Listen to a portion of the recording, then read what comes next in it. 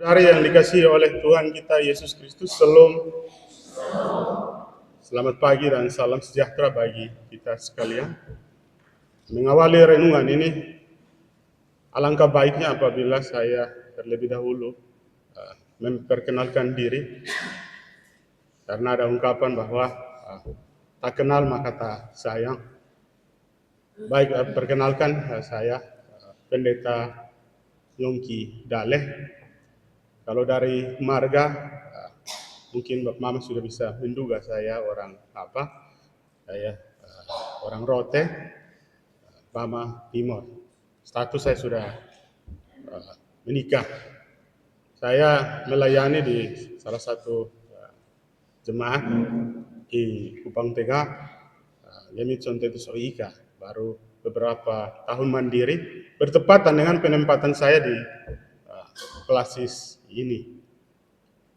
Pernah dikunjungi oleh Ibu Pendeta dan juga oleh kaum ibu dari jemaat ini. Hari ini saya datang bersama-sama dengan beberapa majelis dan juga jemaat untuk berbakti dan ada dalam penggalangan dana di jemaat ini. Karena itu melalui kesempatan ini juga saya mengucapkan terima kasih kepada Ibu Pendeta, majelis dan jemaat memberi kesempatan kepada kami untuk ada di sini. Tentu ini sangat berarti bagi kami di tengah efisiensi negara, kami yang bergumul dengan pembangunan ketika diberi kesempatan seperti ini. Terima kasih untuk kita semua. Baik, itu mungkin perkenalan singkat. Kalau kita mau mengenal, kita bisa setelah ibadah ini.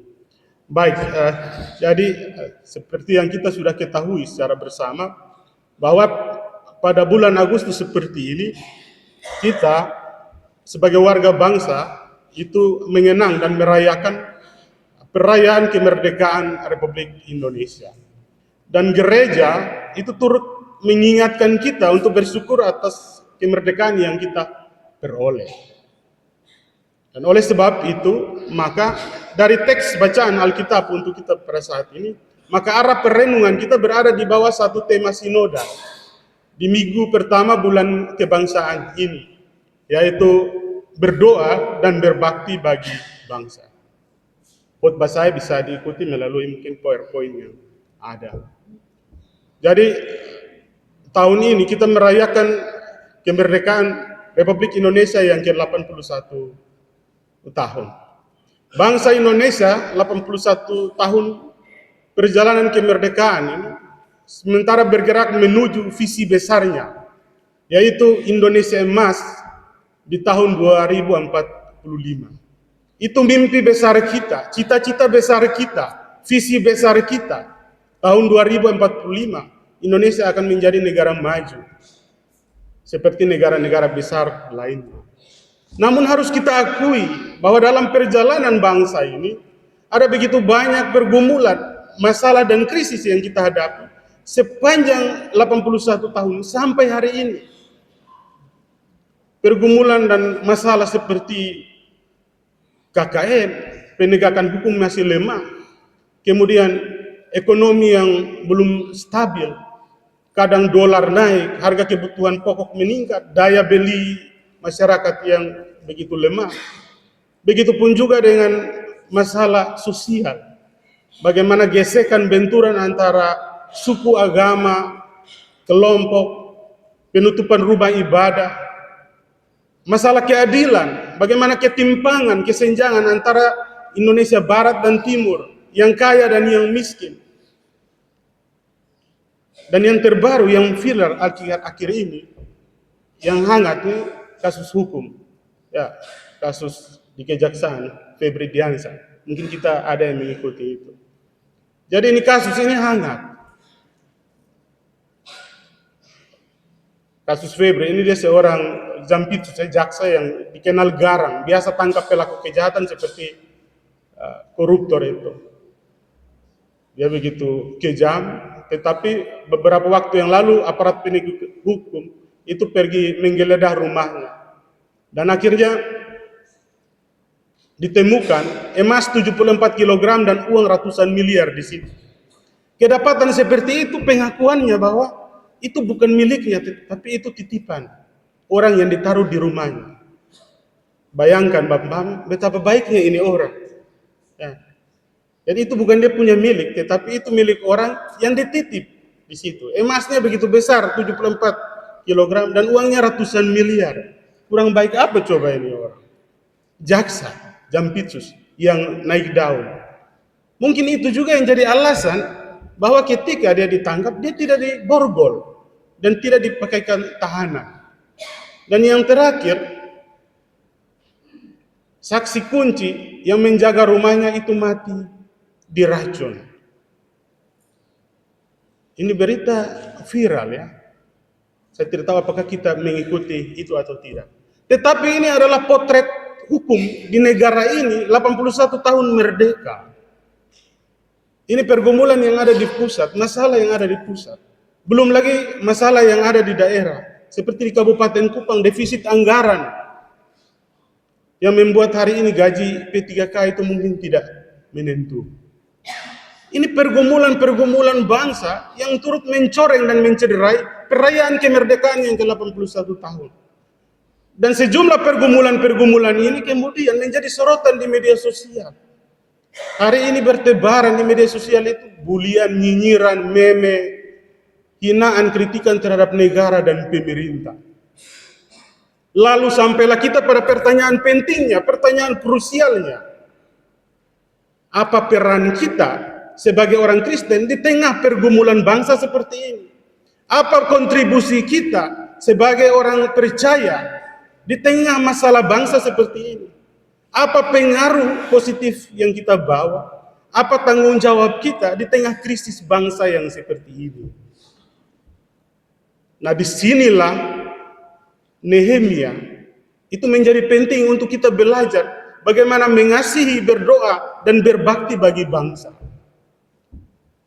Seorang tokoh perdamaian dunia, Mahatma Gandhi dari India, itu dia pernah berkata bahwa kemerdekaan itu bukan kita bebas dari penjajahan, tetapi bagaimana kita memiliki tanggung jawab untuk membangun bangsa sesuai dengan kehendak Allah. Saya ulangi, kemerdekaan itu bukan berarti kita bebas dari penjajahan, tetapi bagaimana kita memiliki tanggung jawab untuk membangun bangsa sesuai dengan kehendak Allah.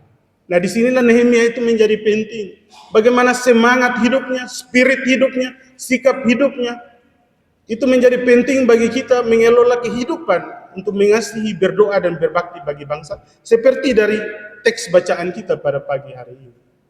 Namun untuk dapat memahami teks bacaan kita perlu tahu dulu siapa ini Nehemia. Bagaimana latar belakang konteks dari teks bacaan kita.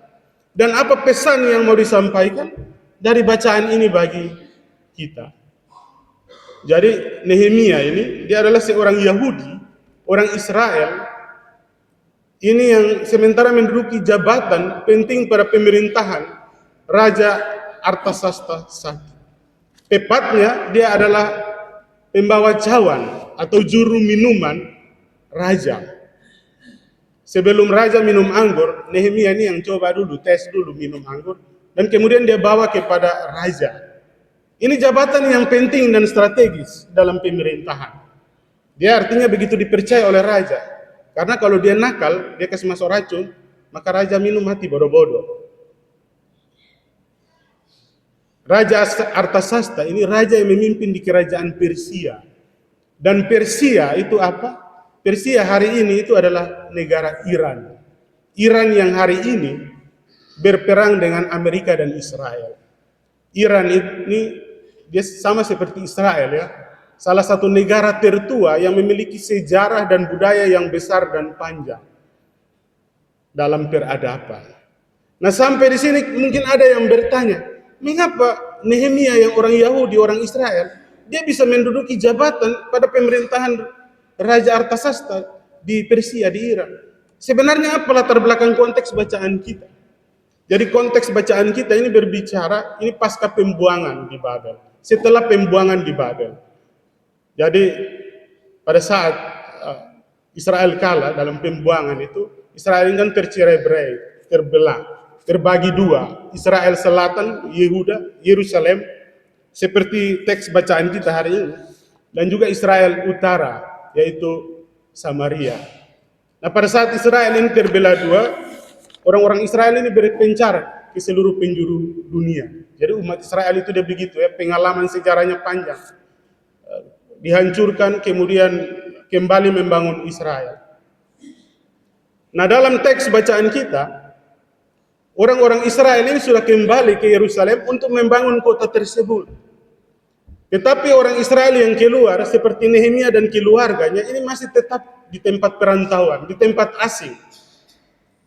Dan dia menduduki jabatan seperti tadi di pemerintahan Raja Artasasta. Namun walaupun begitu, Nehemia ini masih memberi perhatian dan peduli terhadap tanah airnya, negerinya, bangsanya. Dan karena itu, kalau kita perhatikan dalam bacaan kita, ayatnya yang kedua, ayatnya yang ketiga, Hanaya dan orang-orang Israel yang datang bertemu dengan Nehemia, itu Nehemia ini begitu antusias, begitu tertarik dan semangat untuk mau mendengarkan cerita tentang Israel dari Hanaya. Dalam ayatnya yang kedua, ayatnya yang ketiga. Namun kabar yang didengar oleh Nehemia ini kabar yang buruk. Kenapa sampai begitu? Karena berita yang didengar adalah Yerusalem mendapatkan penghinaan. Orang-orang Israel yang kembali ke Yerusalem hidup dalam kesulitan dan kesusahan. Tembok-tembok dihancurkan, menara-menara dirobohkan.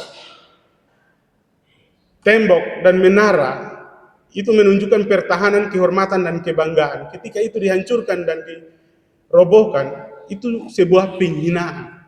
Nah, mendapatkan kabar tentang tanah airnya, bangsa dan negaranya,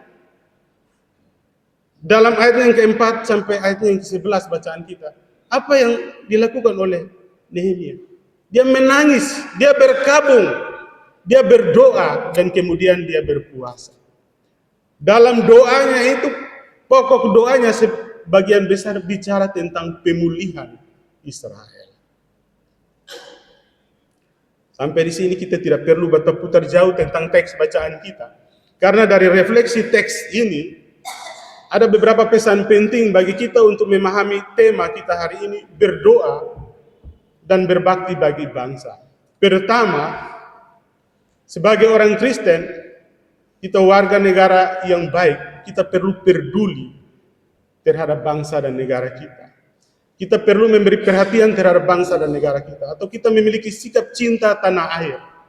Seperti di dalam bacaan kita, Nehemia. Ya, Nehemia, dia peduli terhadap bangsa dan negaranya. Dia cinta tanah airnya, bahkan dari negeri seberang, dari negeri yang jauh, dari Persia, dia tetap menunjukkan perhatian dan kepedulian terhadap bangsa dan negara. Pertanyaannya bagi kita, mengapa sampai orang seperti Nehemia ini masih peduli kepada negaranya, kepada tanah airnya? Padahal kalau kita pikir-pikir, Nehemia ini kan dia punya jabatan ini sudah tinggi, jabatan sudah besar, dia masih peduli lagi kepada Israel. Kalaupun Israel merdeka, belum tentu dia dapat jabatan seperti itu. Lalu kenapa sampai Nehemia ini dia begitu cinta kepada tanah airnya, masih peduli kepada Israel? Jawabannya bahwa orang-orang seperti Nehemia ini percaya bahwa tanah airnya itu adalah tempat di mana dia dikandung, dilahirkan, dibesarkan, dia bertumbuh, dia berkembang, dia hidup, dia makan, dia minum, dia bekerja, dia menua, dia akan dikuburkan dalam tulang belulang.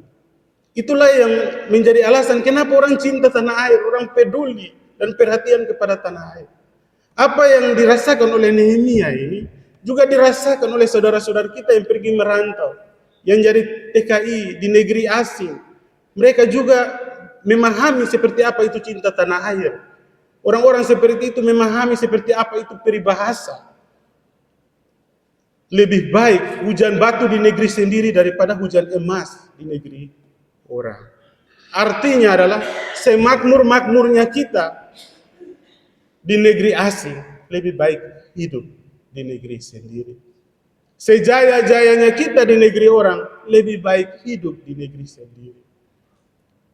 Sehebat-hebatnya kita di negeri orang, lebih baik kita hidup di negeri sendiri. Itulah yang membuat orang cinta tanah air walaupun mereka jauh dari tanah air. Lalu sampailah kita juga pada pertanyaan pentingnya. Kalau Nehemia dia masih peduli kepada bangsanya Israel pada saat belum merdeka, lalu bagaimana dengan kita orang Kristen, orang percaya, menunjukkan kepedulian kita terhadap bangsa Indonesia dalam kemerdekaan ini? Tentu ada banyak cara kita menunjukkan kepedulian kita terhadap bangsa, perhatian kita kepada negara, sikap cinta tanah air kita seperti apa. Kita membayar pajak yang menjadi tanggung jawab dan kewajiban kita, mengikuti aturan hukum, aturan hidup sesuai dengan undang-undang yang ada. Kita mendukung program pemerintah yang pro rakyat. Kita menjaga fasilitas umum, fasilitas negara. Itu cara dan bentuk kepedulian kita kepada bangsa dan negara. Tetapi mengenai membayar pajak ini, Ibu Bapak Saudara-saudari, perlu ditekankan di sini, perlu dicerahkan. Ini penting bagi kita untuk membayar pajak. Oleh karena selama ini banyak orang mau dapat bantuan, tetapi tidak mau membayar pajak. Ya, banyak orang mau protes pemerintah, tetapi tidak mau bayar pajak. Banyak orang selama ini kritik pemerintah, tetapi tidak mau bayar pajak. Banyak orang omong banyak di forum-forum pemerintah, tetapi tidak mau bayar pajak. Banyak orang mau dapat bantuan, ini mau dia nama yang paling pertama, tetapi kadang tidak mau bayar pajak juga. Kita mau dapat bantuan, BPJS, KIS kita, PIP anak-anak kita, BLT, PKH, bantuan-bantuan sosial lain. Tapi kalau kita tidak bayar pajak, lalu pemerintah mau salurkan bantuan dari mana?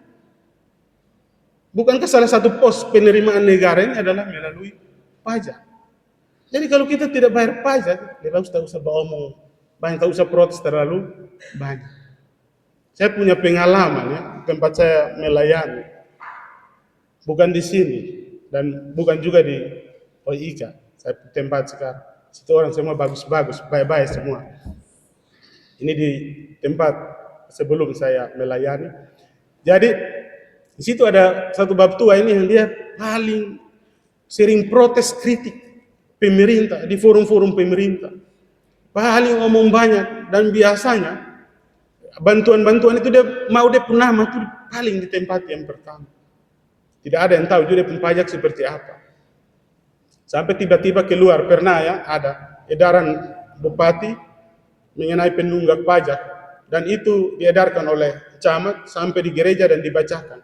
Bab tua punama itu di tempat pertama, penunggak pajak paling banyak. Mulai saat itu tidak ada lagi protes-protes dan bab tua diam, hilang. Ini hal yang baik yang dilakukan oleh bab tua. Jadi tidak bayar pajak, berhenti omong banyak, berhenti protes dan kritik pemerintah. Itu sama juga dengan kitong ini yang di kelas di sini, Ibu Pendeta tahu. Kita pendeta ini kalau misalnya ketemu jemaah juga kalau tunggakan dana kebersamaan di kelas banyak, pigo utang banyak di situ, tak usah omong banyak di situ. Pendeta dong rufu ketong rata tanah di situ. Orang kita omong banyak dong bilang, kalau lu sendiri lu utang itu ada puluh pantat di situ, bagus tak usah omong. Jadi kalau kita tidak bayar pajak, itu lebih bagus kita tidak usah protes banyak pemerintah. Jangan menuntut terlalu banyak. Kenapa begitu? Karena sejatinya dalam kehidupan bernegara, antara hak dan kewajiban itu harus berjalan bersama. Antara hak dan kewajiban itu berjalan beriringan. Antara hak dan kewajiban itu berjalan selaras. Seorang mantan presiden Amerika bernama John F. Kennedy, itu dia pernah berkata dalam pidatonya, jangan kamu tanyakan apa yang negara berikan kepadamu, tetapi tanyakanlah apa yang kamu berikan kepada negara. Selama ini mungkin kita bertanya, mengapa saya tidak dapat bantuan BLT? Mengapa saya tidak dapat bantuan PKH? Mengapa saya tidak dapat bantuan BPJS? Tetapi pernah kita bertanya, apakah saya sudah membayar pajak ataukah belum?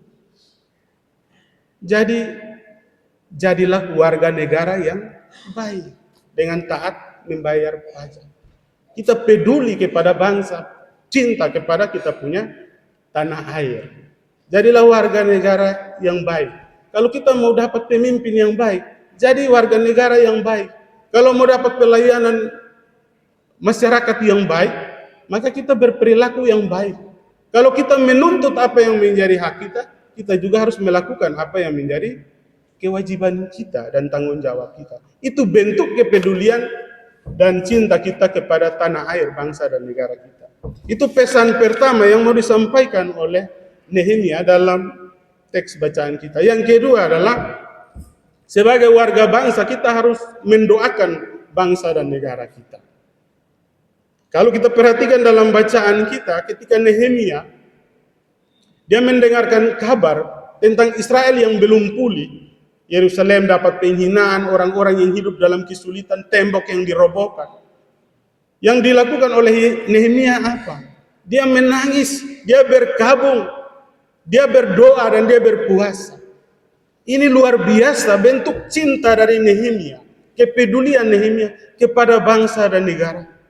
Dia berdoa kepada negaranya, kepada tanah airnya. Ketika orang tidak berdoa, Nehemia tetap menjadi orang yang berdoa. Ketika orang tidak lagi berdoa bagi bangsa dan negaranya, Nehemia masih menjadi orang yang berdoa bagi bangsa dan negaranya. Dia menjadi pendoa bagi bangsanya. Karena Nehemia percaya bahwa doa adalah sumber kekuatan orang percaya. Doa adalah sumber kehidupan orang percaya. Ada ungkapan yang berbunyi bahwa orang benar itu jatuh dengan lututnya. Artinya, kita membawa semua pergumulan kita itu dalam doa.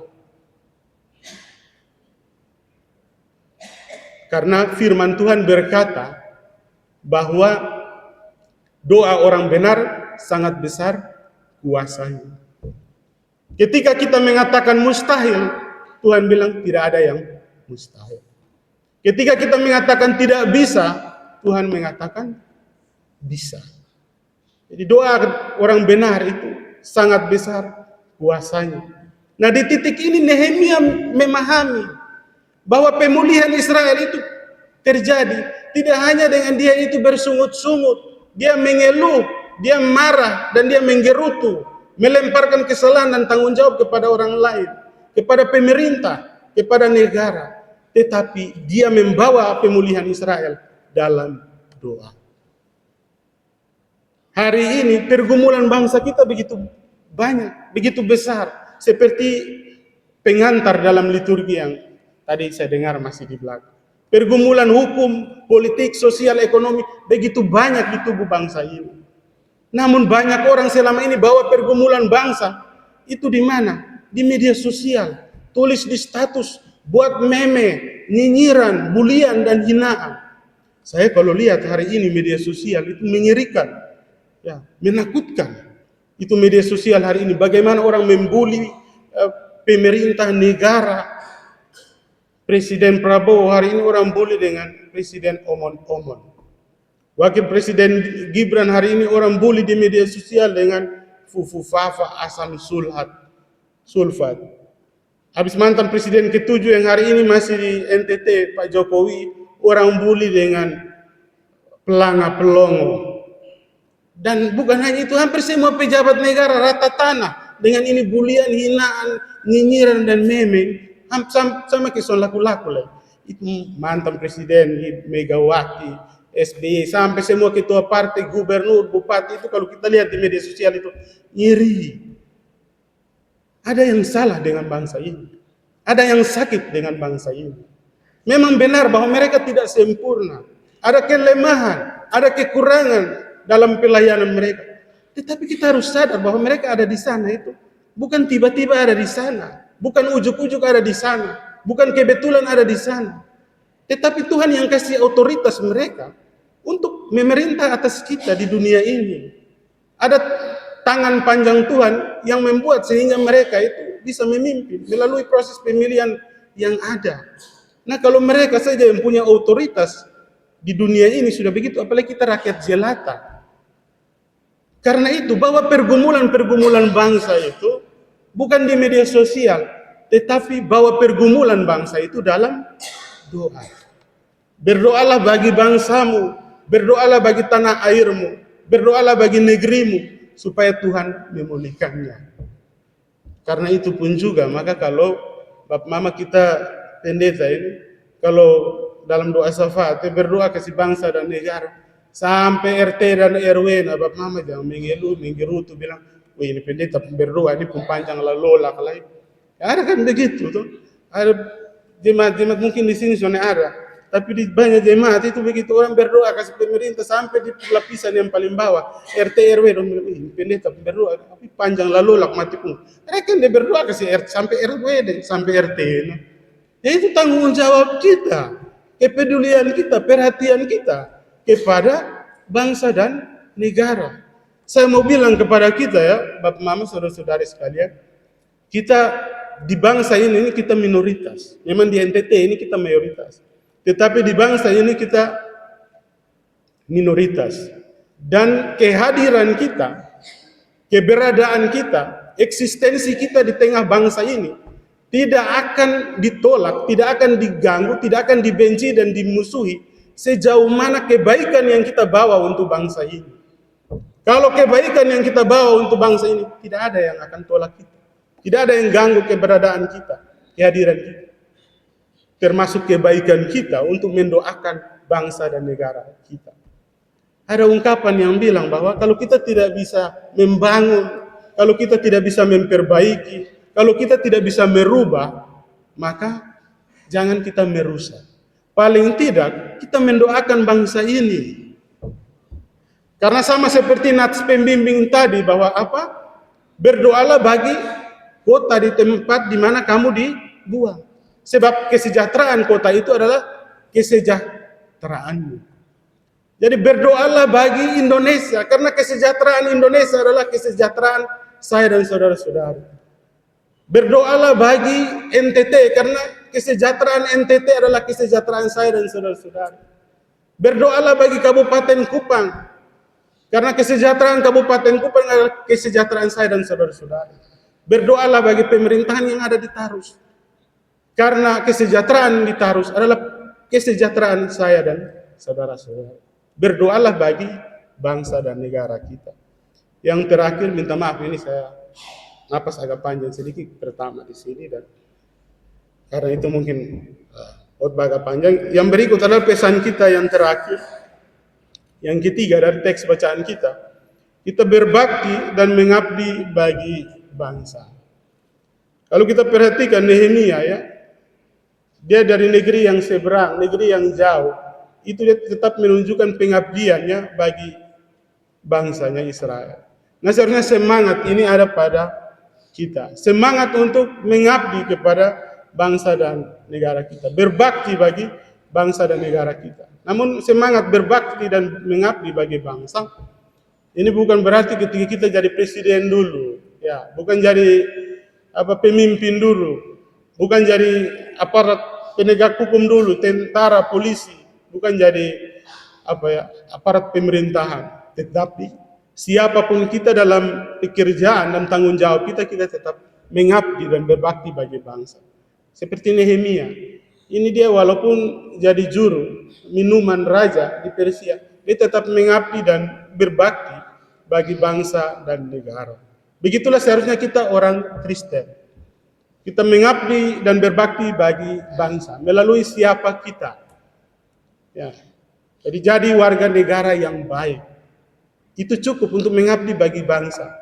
Jadi petani yang baik. Jadi tukang-tukang yang baik. Jadi pedagang-pedagang yang baik. Jadi ojek yang baik. Ibu rumah tangga jadi ibu rumah tangga yang baik. Jadi guru-guru yang baik. Prinsipnya kita menjadi warga negara yang baik. Karena seperti ungkapan tadi, kalau kita mau dapat pemimpin yang baik, maka kita juga harus menjadi warga negara yang baik. Hanya dengan cara seperti itulah, maka kita dapat membangun Indonesia dari sini, dari Tarus. Selama ini kan kita terjebak dalam pemahaman dan pemikiran orang membangun Indonesia itu membangun dari Jawa. Orang terjebak membangun Indonesia ini dari Jakarta. Membangun Indonesia ini membangun dari pusat.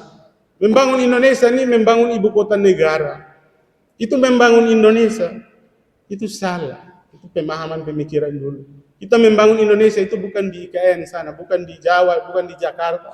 Tetapi membangun dari Tarus. Bagaimana caranya? Dengan ketika kita bergotong royong membangun jalan, itu kita membangun Indonesia.